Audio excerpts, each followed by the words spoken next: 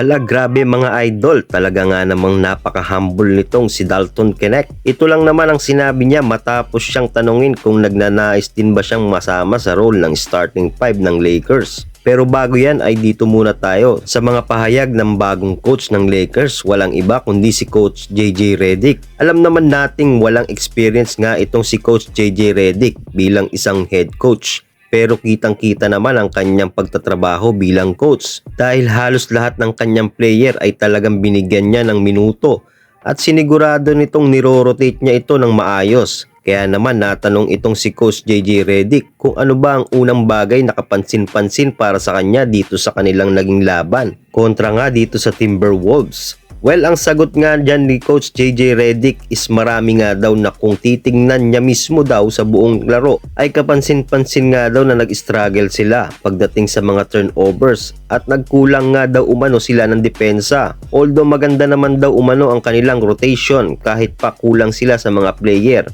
ay nagagawa pa rin nilang makadikit sa Timberwolves. Sadyang turnover lang daw sila minalas at sa depensa.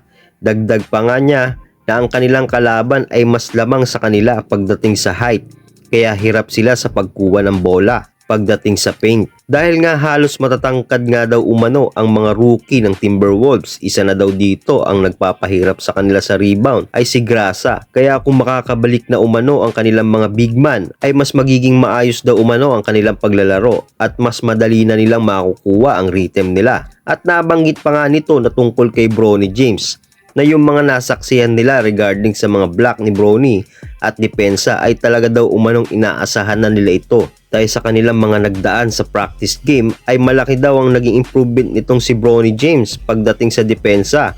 Kaya talagang balang araw daw umano ay isa daw sa kikilalaning mahusay na defender itong si Bronny James. At sinabi pa nito na talagang parang hinahanap pa talaga ni Bronny ang kanyang sarili pagdating sa opensa. Pero sa depensa ay puli na mahusay na daw talaga itong si Bronny James. Kaya siguradong mas madali na daw itong matuto dahil hindi raw umano mahirap turuan itong si Bronny James pagdating sa kanilang organisasyon na sinusunod sa kanilang kupunan.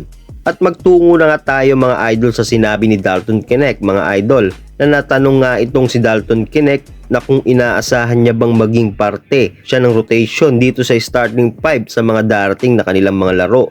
Well, kaya ang sagot ni Dalton Knecht dyan mga idol na ginagawa lang daw umano niya kung ano ang kailangan ng kupunan upang makatulong para manalo. At tulad nga daw ng kanyang sinabi ay mag-shoot lamang ng bola nang may kumpiyansa at lalong-lalo na sa rebound at depensa. At ayun nga mga idol, talagang walang kayabang-yabang na ugali itong si Dalton Knecht. Dahil talagang kung alin lang ang kinakailangan para manalo ang kupunan, ayun lang talaga ang kanyang gagawin mga idol. Kayo mga idol, ano bang masasabi nyo tungkol dito sa sinabi ni JJ Redick at Dalton Knecht? At this time, ayun lamang po mga idol. Abangan pa natin ang iba pang magiging laban dito sa NBA. And peace out!